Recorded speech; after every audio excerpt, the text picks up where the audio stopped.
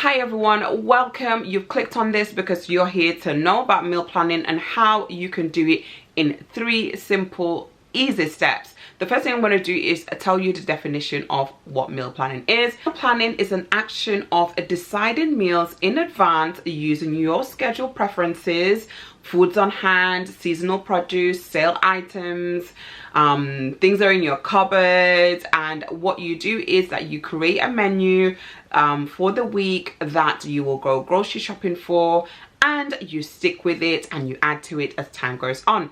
So the first thing you need to do is select your dinners, create a menu.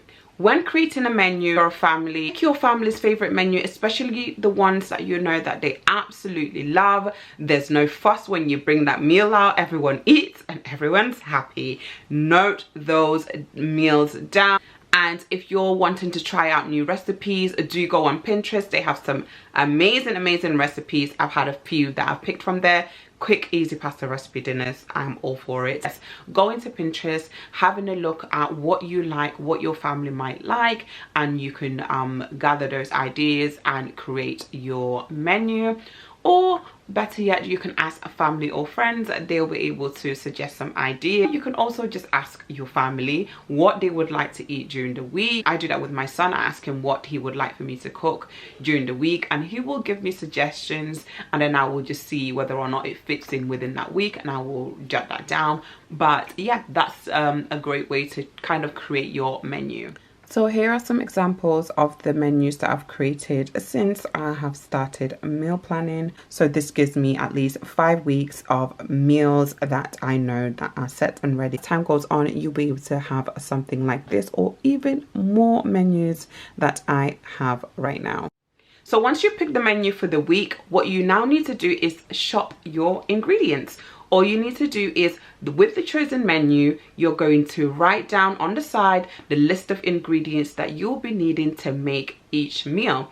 The first thing you need to do though is check those cupboards and fridge and freezer, because I'm sure you've got some ingredients that are already there that you don't even need to go and buy again. I mean, for example, the pasta.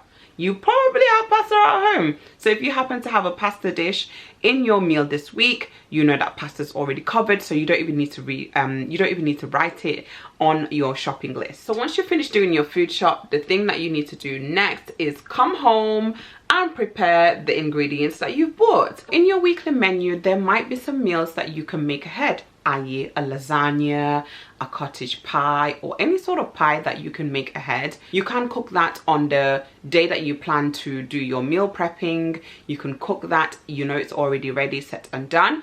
For some of the things you may not be able to cook ahead, but you can still prep the vegetables, i.e. cut your onions. If you're cooking something that's going to need seasoning or marinade, you can make that marinade or seasoning ahead of time and put it in a jar and store it in the fridge, so that during the week these things can be very easy for you to just grab and just start cooking your dinner. These are the 3 simple, easy steps that you can use. If you're someone who always wants to start meal planning, this is a great way to start it. And once you've done this the first time round, all you need to do is repeat the process.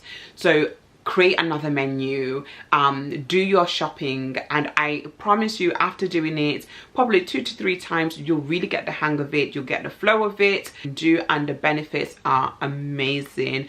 It's less stressful and overwhelming when it comes to dinners because you already know what you'll be making for the rest of the week. Also saves you a lot of money, also saves with a lot of food wastage, because you are not buying the things that you know that you're not going to be using for your dinners. So it's really a great help for families, for individuals who are working, university. It's just a great way to just organize yourself when it comes to food, and less hassle in the kitchen and more time doing the things that you want to do. But I hope that this video has been very helpful. I cannot wait to come back here and share some more tips for you.